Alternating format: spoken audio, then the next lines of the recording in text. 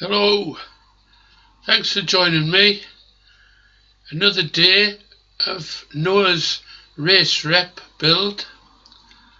Day 2, the aluminium framework tubing arrives.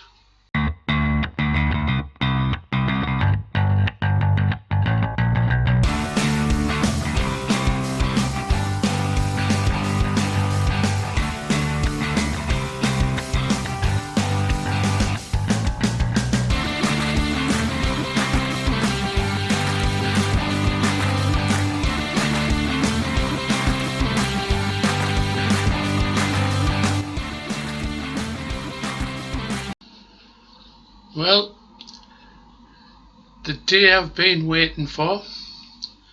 The box section aluminium tubing arrived.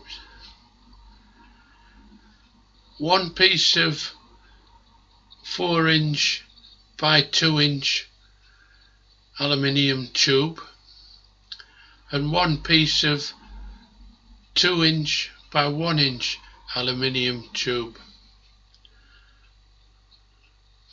The larger tube will be used for the down tube from steering head to seat post just above the swinging arm, and the smaller box section tubing 1" by 2" aluminium box section will be used for the seat post and the left and right swinging arm.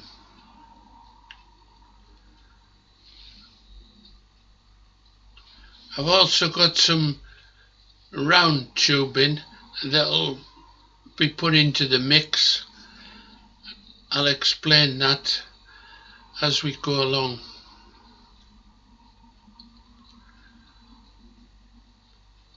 Of course, you can imagine when the box section tubing arrived, I couldn't wait to unwrap it and start visualizing how I'm going to use it.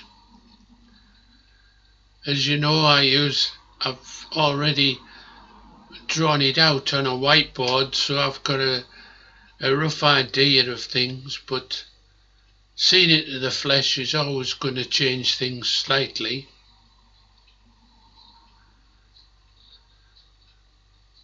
First impressions, it's super stuff.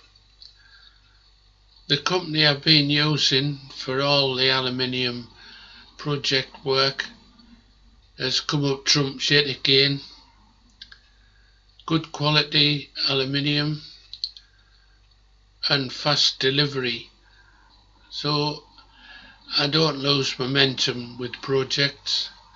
It has been a short while since the first concept video, but anyway, back to the project.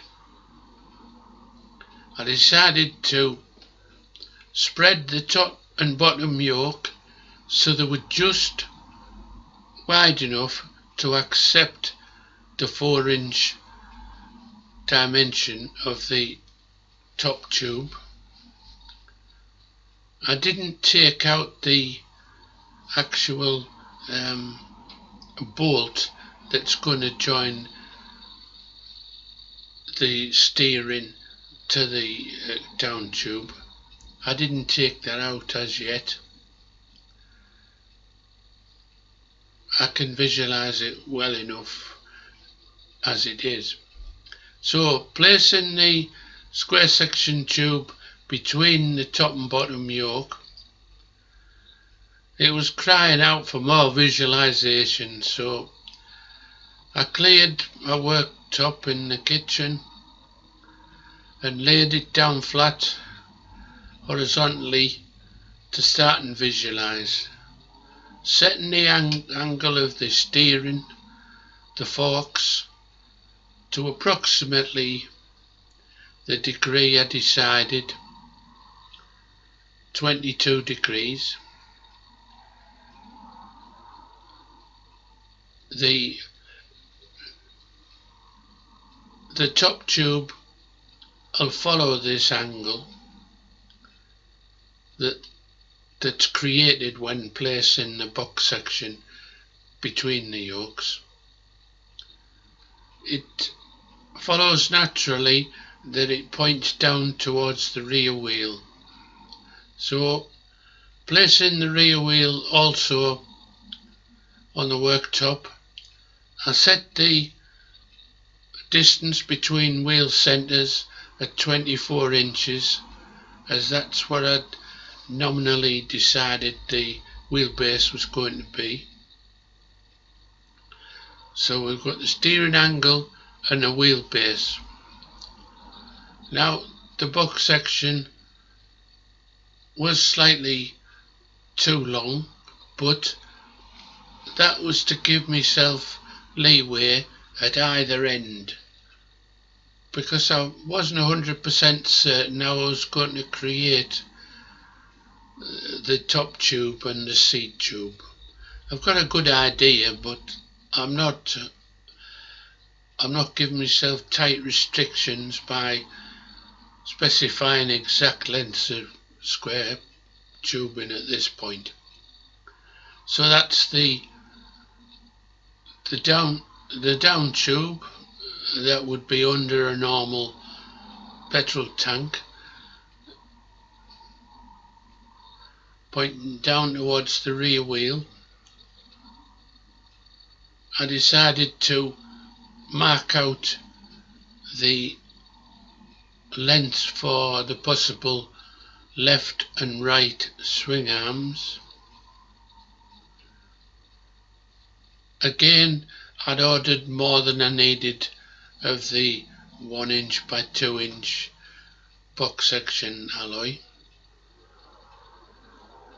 Now there's not going to be a need for chain tension to any great extent, but for authenticity I wanted to have a little bit of the look of a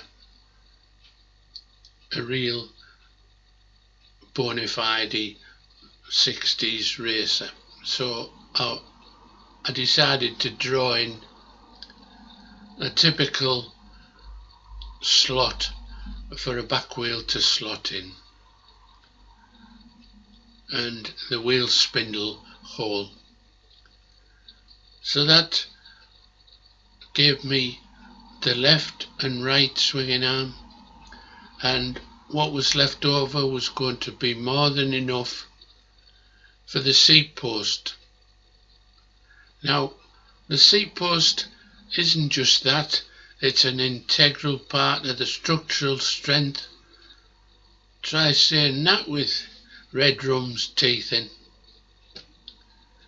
It's part of the structural strength of the frame, and I want this frame to be rigid.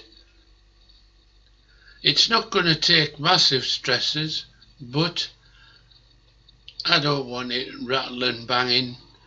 I want it to look as if it could do the job, even if it possibly never will.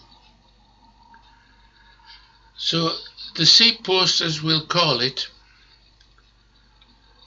is going to be absolutely vertical, and where it intersects the down tube from the steering head to the back wheel, there's going to be a hole cut in the top tube to match this 1 by 2 section as it intersects.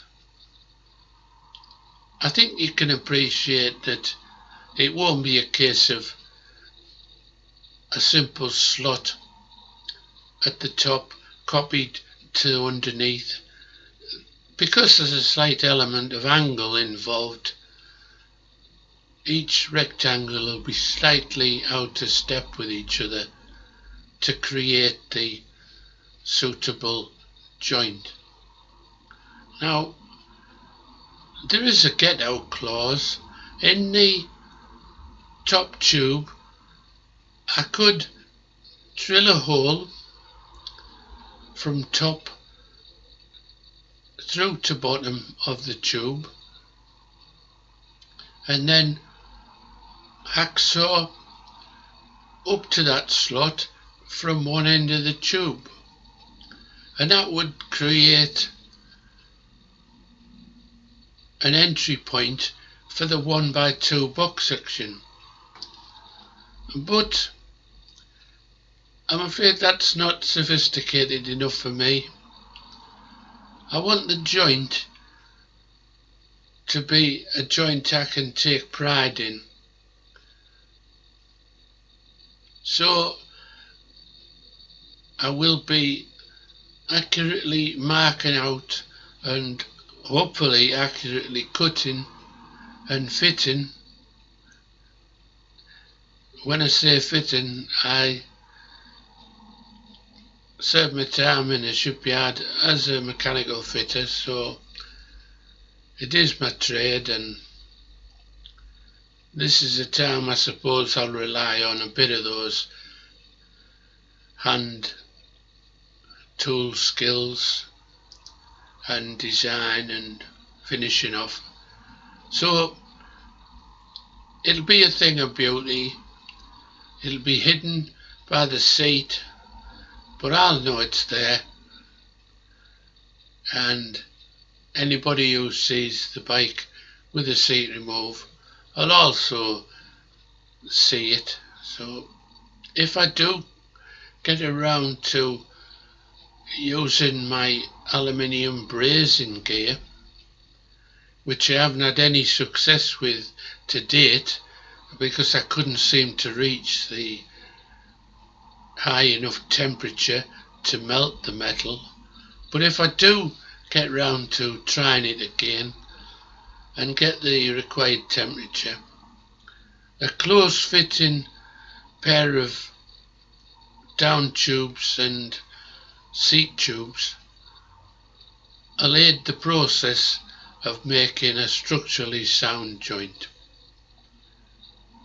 So enough of the waffle. I'll wrap it up for now. Thanks for joining me.